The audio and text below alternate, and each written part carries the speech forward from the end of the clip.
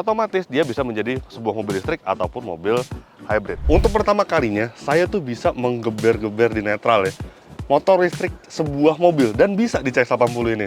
Yaitu jerky dan agak sensitif, jadi Anda harus membawa mobil itu mungkin beradaptasi agak lama gitu ya, supaya bisa membawa mobil ini secara halus.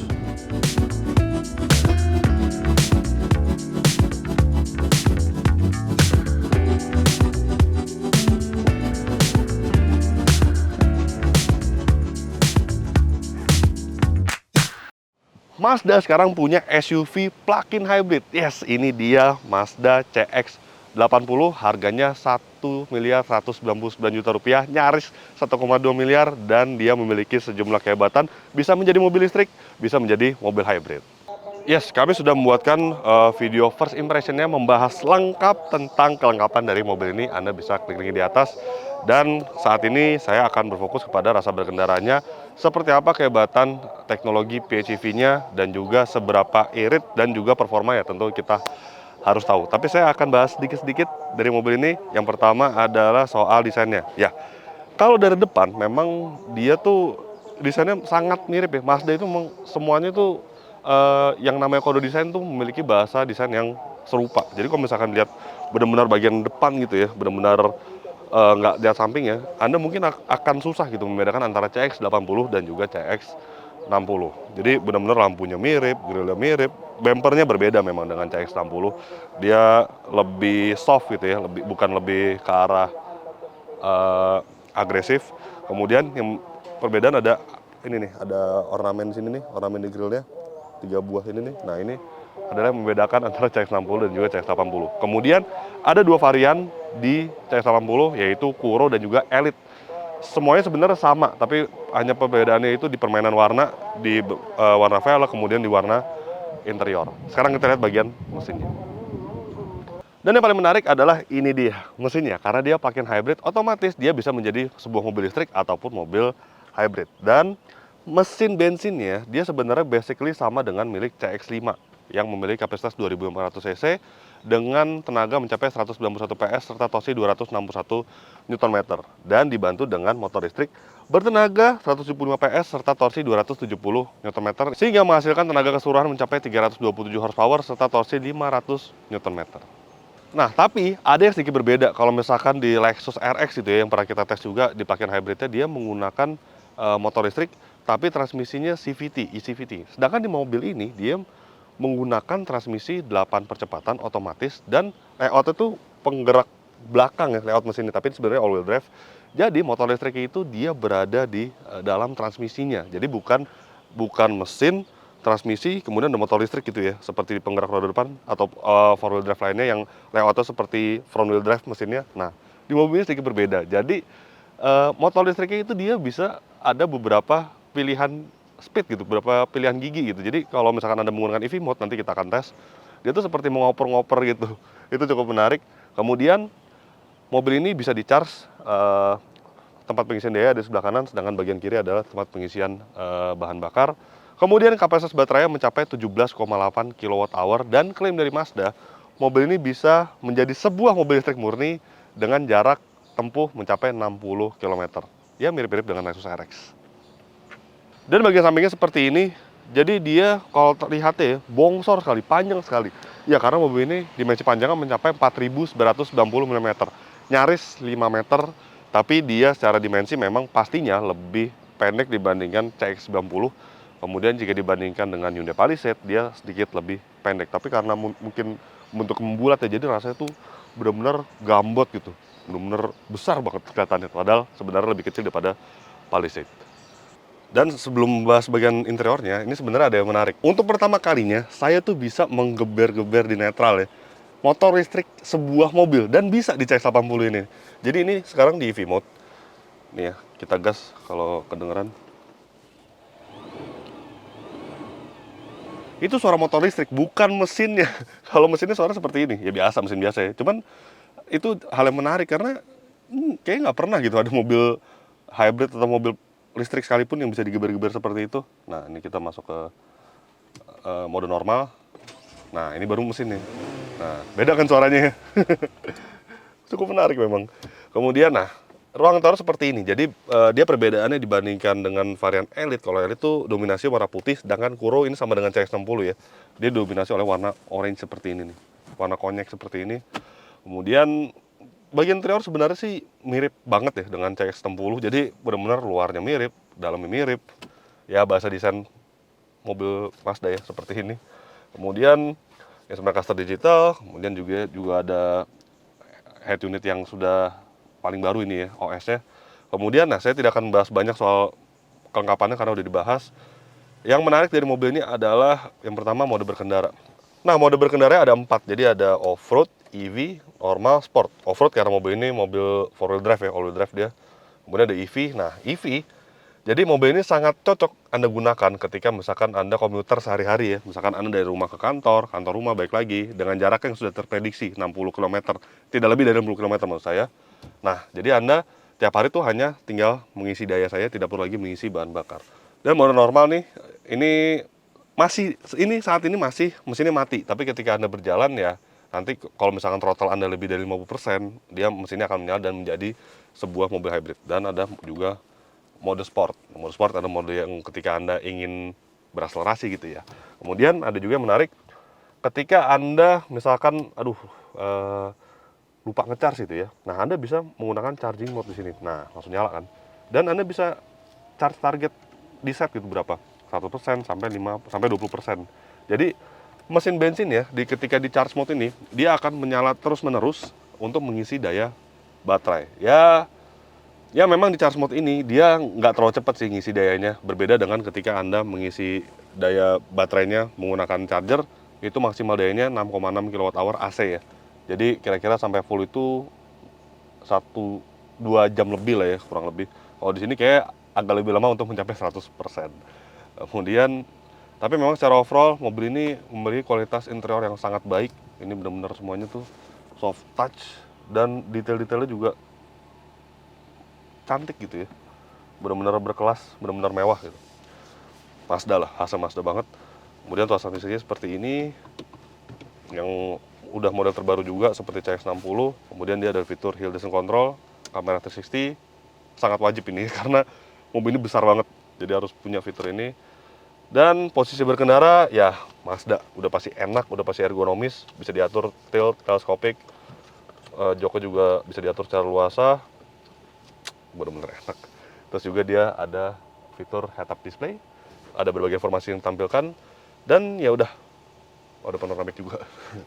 Oh ya, untuk jok belakang, memang ya nggak perlu dites lagi karena udah dites waktu itu, udah dijelaskan juga oleh Bang Monte pada saat first impression.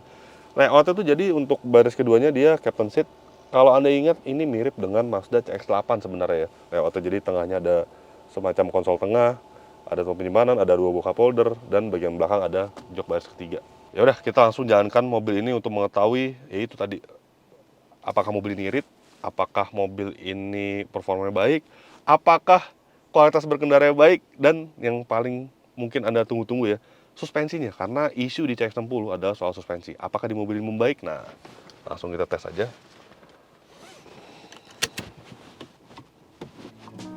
Let's go. Sebelum kami menyampaikan tentang impresi berkendaranya, kami lajukan terlebih dahulu mobil ini ke SPBU Shell untuk diisikan bahan bakar berkualitas yaitu Shell V-Power Nitro Plus. Shell V-Power Nitro Plus adalah bahan bakar oktan 98 dengan standar Euro 4 yang bisa menjadikan mesin lebih bertenaga dan akselerasi lebih cepat. Performa kendaraan pun tetap maksimal baik dalam kondisi jalan yang lancar maupun saat terjadi kemacetan. Shell V-Power Nitro Plus dirancang untuk membersihkan 100% endapan di bagian vital mesin dan 100% melindungi bagian vital mesin dari penumpukan endapan di masa mendatang, serta memberikan perlindungan tak terkalahkan dari korosi. Shell V-Power Nitro Plus, mesin lebih bertenaga, akselerasi lebih cepat. Semakin sering mengisi bahan bakar di Shell, Anda juga bisa mengumpulkan poin program loyalitas Shell Go Plus yang bisa Anda gunakan untuk diskon pengisian bahan bakar berikutnya. Jangan lupa download aplikasi Shell Asia dan lakukan registrasi member Shell Go Plus untuk bisa rasakan manfaatnya. Oke, Kita mulai bahas impresi dari CX-80 ini dari karakter suspensinya. Di Mazda CX-60 yang merupakan adik dari CX-80 ini mempunyai isu yaitu soal bandingin suspensinya, di mana dia tuh karakter suspensinya tuh ada yang gejala nggak umum gitu ya, yaitu mantul-mantul gitu. Nah, apakah terjadi juga di Mazda CX-80? Well, sebenarnya kalau dirasa-rasa ini karakter suspensi itu mirip dengan CX-60, tapi dia dikemas dengan dimensi yang lebih besar, kemudian bobot juga lebih berat jauh, dia PHEV ada baterainya. Nah, sehingga dia tuh terasa lebih mantep gitu ya. Memang ada sedikit gejala mantul-mantul, Anda akan rasakan tuh ketika di kecepatan tinggi di tol, di sambungan beton, kemudian tol-tol yang jalannya tidak rata ya, mungkin Anda akan merasakan di situ, tapi tidak mengganggu di CX-60. Jadi overall ini much better lah dibanding CX-60. Kemudian soal handling, nah Mazda kelebihan di sini, handlingnya sih juara. Ini nih, tuh. Ini untuk sebuah SUV dengan panjang 4,9 meter ya, ini rasanya mantap sekali. Handlingnya agile. Tuh. Ada sedikit gejala body roll tapi nggak yang gimana-gimana banget gitu ya. Kemudian di kecepatan rendah di posisi tidur juga ya in between lah rasanya antara empuk dan keras gitu ya. Jadi cukup pas. Tapi kalau dibandingkan Palisade yang mungkin menjadi salah satu rival dari mobil ini ya, memang kalau kenyamanan lebih ke arah Palisade dibandingkan CX-80 ini. Lantas, bagaimana dengan kegedapan kabinnya? Dan untuk soal kekedapan kabin, mobil ini kami merasa juara lah. Mazda tuh nggak pernah bohong lah soal kekedapan kabinnya. Dia mengklaim bahwa merek ini premium ya. Rasanya memang seperti mengendarai sebuah mobil premium, apalagi soal kekedapan kabin. Padahal di CX-80 ini dia tidak dilengkapi dengan double glass, jadi kaca normal biasa. Tapi tuh tadi kan ada suara motor kalau kedengeran ya. Ketika ditutup tuh ya layaknya mobil mewah, mobil premium saat Anda berada di balik tinggal kemudi atau di dalam kabin dari mobil ini. Menyandang teknologi PHEV, bagaimanakah sistem hybrid dari mobil ini? Dan seperti ini mekanisme hybridnya ya, mekanisme PHEV-nya. Ini sekarang saya berada di mode normal. Dan seperti saya sebutkan juga sebelumnya ya, jadi dia motor listriknya itu letaknya berbeda dengan mobil dengan penggerak atau layout front wheel drive ya. Di mobil itu jadi motor listriknya itu seolah-olah berganti gigi juga gitu. Tuh ada turun-turun dikit gitu ya. Dan di mode normal ini dia kalau Anda menekan pedal gas 10%, 20%, 30%, nah dia berada di EV mode ketika baterai terisi ya. Seperti ini di EV mode full. Kemudian kalau di EV mode ya udah, kalau di EV mode sih benar-benar Anda menikmati mobil ini layaknya sebagai sebuah mobil listrik. Tuh. Jadi kalau di gaspol pun tapi lumayan loh tenaganya. Ada boostnya tuh. Wih, gede tenaganya. Rasanya lumayan gede. Nah. Kemudian juga kalau di mode sport, nah dia akan berganti semua, dia motor listriknya akan menjadi asis dari tenaganya. Jadi kalau kita gaspol tuh, nah tuh responsif sekali. Jadi dia perpaduan antara mesin bensin dan motor listriknya, melutupkan semua tenaganya seperti itu. Kemudian dia juga memiliki dua regeneratif braking ya, dua level, ada yang kuat dan ada yang normal. Ini sekarang saya berada di normal. Lantas, dengan teknologi hybrid yang canggih, berapakah konsumsi bahan bakarnya? Nah, lantas bagaimana dengan konsumsi bahan bakarnya? Nah, ini yang cukup menarik karena untuk rute dalam kota, sebagai catatan ya, kalau kita mengetes mobil plug-in hybrid, itu kita habiskan dulu baterainya, jadi kita tes ketika ia menjadi sebuah mobil hybrid gitu ya. Karena normalnya mobil PHEV ketika baterai habis masih bisa menjadi mobil hybrid. Nah, untuk rute dalam kota dengan kecepatan rata-rata 22 km per jam, CX-80 ini masih mampu meraih angka 14,6 km per liter. Kemudian jika di rute tol dengan kecepatan rata-rata 90 km per jam, masih di angka 14,1 km per liter. Nah, pertanyaannya apakah angka tersebut bagus gitu ya? Baik gitu angka segitu. Ya, kalau dibandingkan dengan mobil plug-in hybrid yang saya tes sebelumnya, yaitu Lexus RX, memang terasa lebih boros untuk konsumsi bahan bakarnya. Tapi memang kalau kami rasain gitu ya, memang agak berbeda. Ketika baterai mobil ini habis, itu motor listrik itu bekerja sangat minor, berbeda dengan di Lexus RX. Lexus RX itu kalau baterai habis ya jadi Anda seperti membawa sebuah Janggi Nova Zenix atau mobil hybrid total lainnya ya, benar-benar hybrid itu pure hybrid gitu.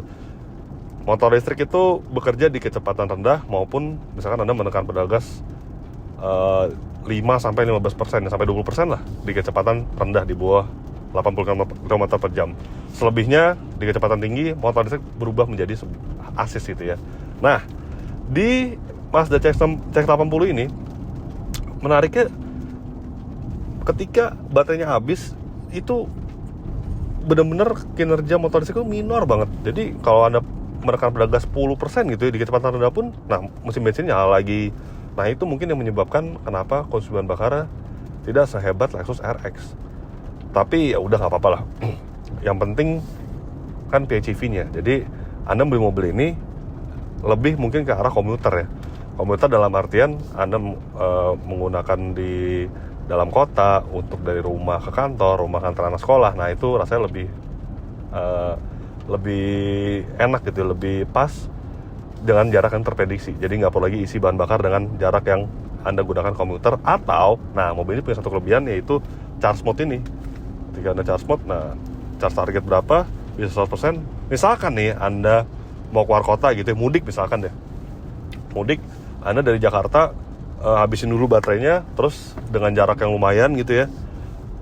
Nah, Anda tinggal charge mode ini, nah baterai akan mengisi. Nah, ketika Anda berada di kampung halaman misalkan atau di daerah suatu gitu ya, daerah mana, nah Anda bisa menikmati mobil ini sebagai sebuah mobil listrik lagi gitu. Jadi lumayan kan, menarik gitu. Itu adalah esensi sebuah mobil PHEV, di mana dia memiliki jarak tempuh yang sangat jauh karena dibantu dengan baterai berkapasitas yang lumayan besar dan juga masih ada bantuan dari bahan bakar untuk mesin bensin konvensionalnya. Sebagai line up termahal Mazda, tentu mobil ini dilengkapi dengan fitur radar ADAS. Dan sistem radar ADAS mobil ini pasti lengkap karena ini merupakan Mazda yang termahal ya di Indonesia. Jadi nggak mungkin lah nggak ada fitur radar. Jadi dia ada Mazda radar cruise control, ada adaptive cruise control, kemudian juga masih ada lane keeping assist, kemudian masih ada lane departure warning, dan masih rear traffic alert, blind spot monitoring. Jadi ini udah paket lengkap ya. Untuk akselerasi memang cukup baik, tapi memang bobot mobil ini berat ya, karena baterai besar tentunya. Dan kami sudah mengetes 0 sampai 100 km per jam menggunakan alat berbasis GPS, hasilnya adalah 7,7 detik. Ya cukup impresif lah untuk sebuah mobil yang berat dan gambot ini. Akan tetapi, Mazda CX-80 ini tidak luput dari beberapa kelemahan. Dan pasti mobil ini punya kelemahan, ya memang agak susah sih menemukan kelemahan mobil ini, karena mobil ini adalah mobil yang kunciannya Mazda lah istilahnya, karena dia tipe tertinggi ya, tapi ada beberapa kelemahan. Yang pertama adalah yaitu soal ini nih, gejala jerky. Jadi kalau suspensi dibandingkan CX-60 ini sudah terasa mantap. Nah, sekarang masalah jerky-nya jadi masih terasa juga di mobil ini. Dan jerky itu lebih ke arah ketika motor listrik itu beralih ke mesin bensin gitu ya. Itu agak cukup terasa gitu, transisi mesin bensinnya menyala gitu ya. Jadi agak menyentak dikit gitu ya, tapi cukup berasa.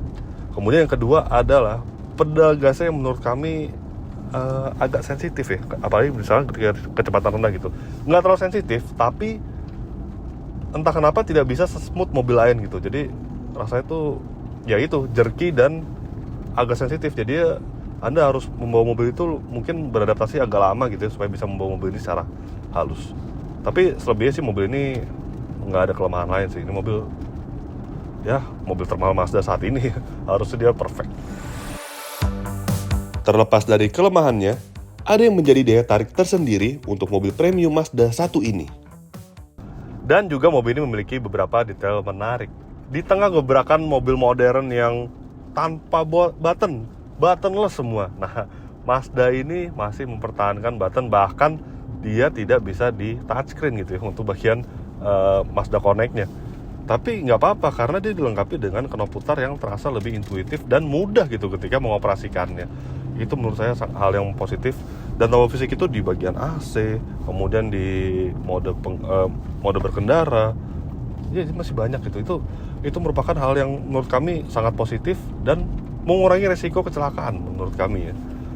Ya, tombol fisik itu memang pro kontra sih. Ada yang suka, ada yang enggak gitu loh. Tapi masalahnya sekarang banyak banget mobil modern, bahkan mobil sekelas Mercy dan BMW itu sudah menghilangkan tombol fisik, bukan hanya mobil asal China.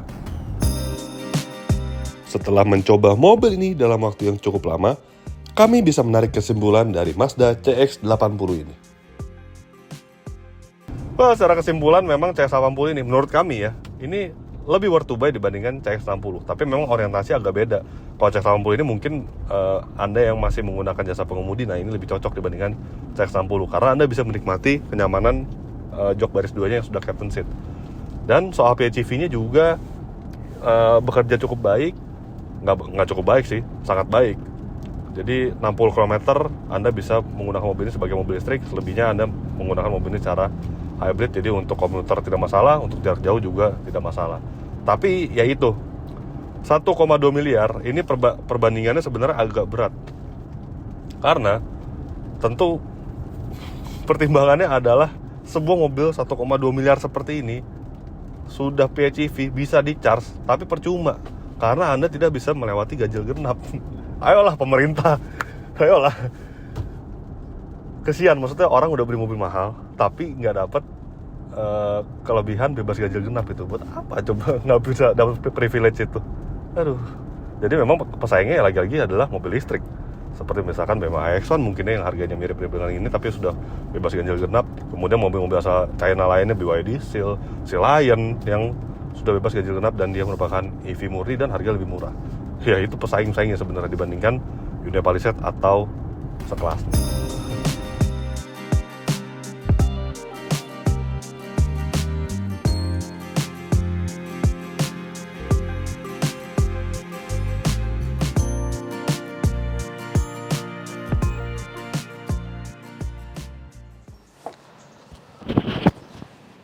Jadi begitulah hasil review lengkap kami terhadap Mazda CX-80. Klik like jika Anda menyukai video ini, subscribe bila Anda belum, dan jangan lupa juga untuk isi kolom komentar di bawah.